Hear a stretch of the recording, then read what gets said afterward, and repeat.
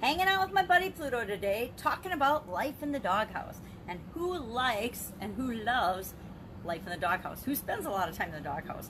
You first started thinking about this is our idiom today for Supersize Your Business. Sharon Horne-Ellstrom here, discussing and sharing my trials and tribulations, what's working, what's not, as I transition from the brick and mortar corporate world of business to the online world of business.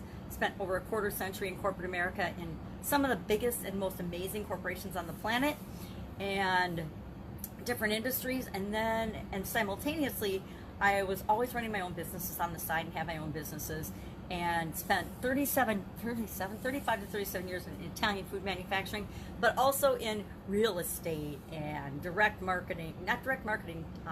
network marketing, and other industries along the way, retail, things like that. So lots of different experiences that have led me to where I am today, and being sometimes in the doghouse, sometimes out of the doghouse. I was sharing a story about when I was 15 and got in the doghouse as a teenager, and also in corporate America, I was always one of those people that would ask for forgiveness instead of permission.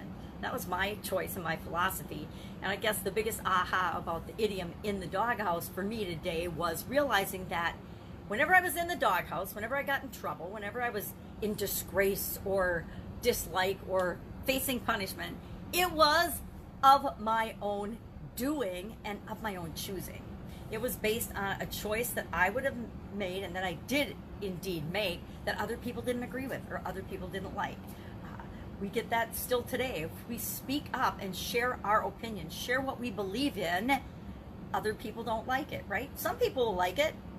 A lot of people won't like it. Guess what? That's awesome. That's perfectly okay. We each get to have our own thoughts, our own feelings, our own beliefs about everything, about religion, about politics, about sexuality, about beliefs, about everything.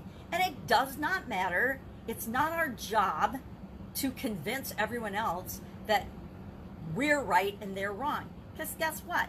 We're not. And they're not. We all just have different opinions, different ways of looking at the world based on the experiences that we've had and the conditioning, the upbringing, what we listen to, who we hang around with, what we see, what we look for. It's different for each and every one of us. And so my opinion is just my opinion. It's not any better or any worse than anybody else's opinion. Now, does it mean I don't vehemently disagree with some people? Yeah. Anybody that's a proponent of violence, harming other human beings or even animals or other living creatures, I got a problem with that. Anybody that's bullying or trying to shut other people down because they want to share their opinion or their beliefs, I got a problem with that because it's not right. And guess what? It's always on both sides of the fence. There's good and bad in everything. And I say look for the good and just ignore the rest, scroll by the rest, because it will hurt you. It will negatively impact you in ways that it's just not worth it. Even in my own family, we have religious differences in belief. We have, we run the whole spectrum with respect to religion just in my own family. We run the whole spectrum of political beliefs just in my family. Guess what? I love my family, whether I agree with them.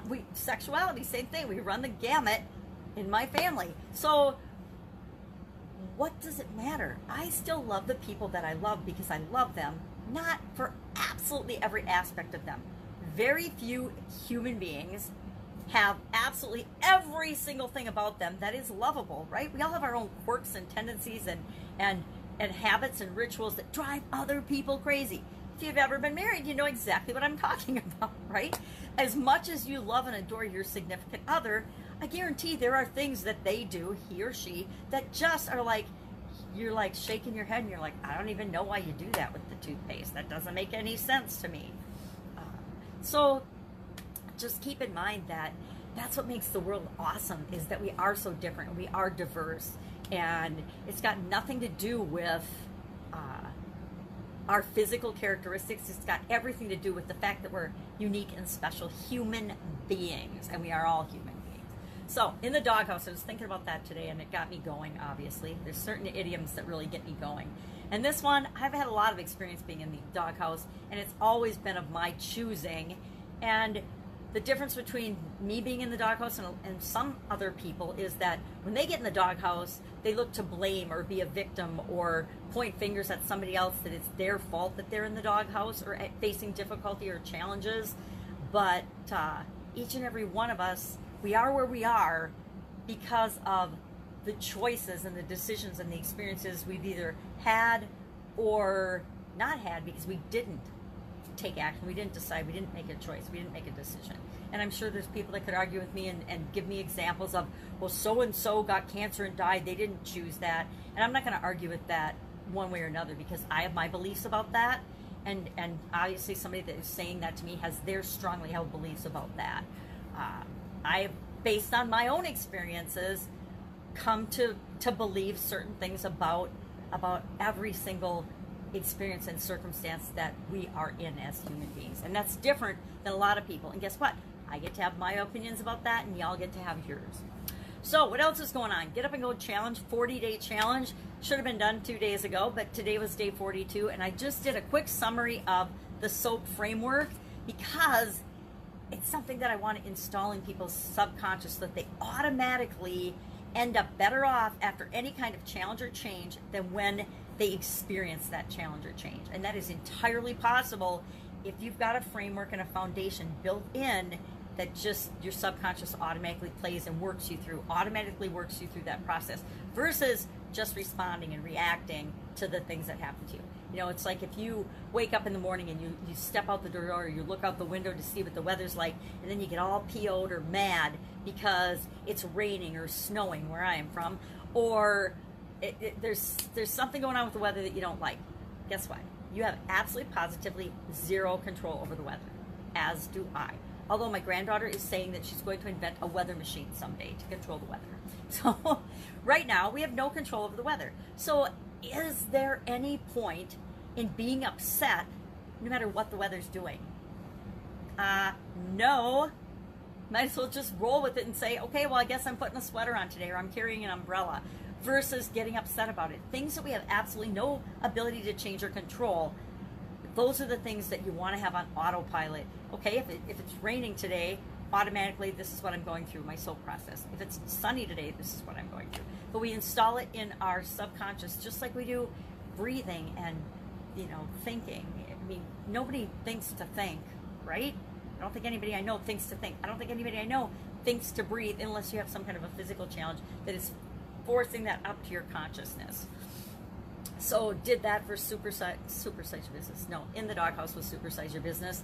For Get Up and Go Challenge was SOAP framework, summary of the SOAP framework.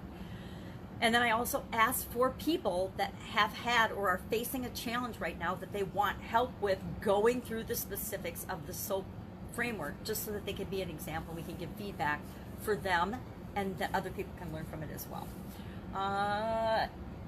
Fun challenge today was day 187. It was about genius and the importance of working in order to have your genius stand out. So what can you do to do some genius work today? What else is going on? It is a Sunday in my neck of the woods, so I am going to have a nice, fun, relaxing day. The kids left last night late, so I am back on my own. No more visitors, no more dogs, no more kids. So that gives me a little free time to work on some projects around the house that I'm working on. We're all working on projects around the house. So my responsibility and my commitment is to continue moving forward in working on projects around the house, which is part of my physical environment. And I'm working on what am I doing next with Get Up and Go? What am I doing next? Kind of, eliminated Pajama Grandma, with the exception of that's the page that I do the fun challenge on every day. Once a day, I use it to warm up my voice, and I share the fun challenge. And that's on my Pajama Grandma page. But by the end of that challenge, Pajama Grandma either will be a thing in the past or just a segment that shows up. I'm actually considering going with a longer format, once a week podcast. And if I do that, I haven't committed to that yet, but I'm thinking about it. Since I've already been doing 4 or 5 segments a day, it would be really easy to put that all into one once a week, more specific, more targeted podcast. And so I might framework that out for myself today if I so choose to do that. But I also am wrestling with what am I doing and how am I contributing if I'm not creating daily content.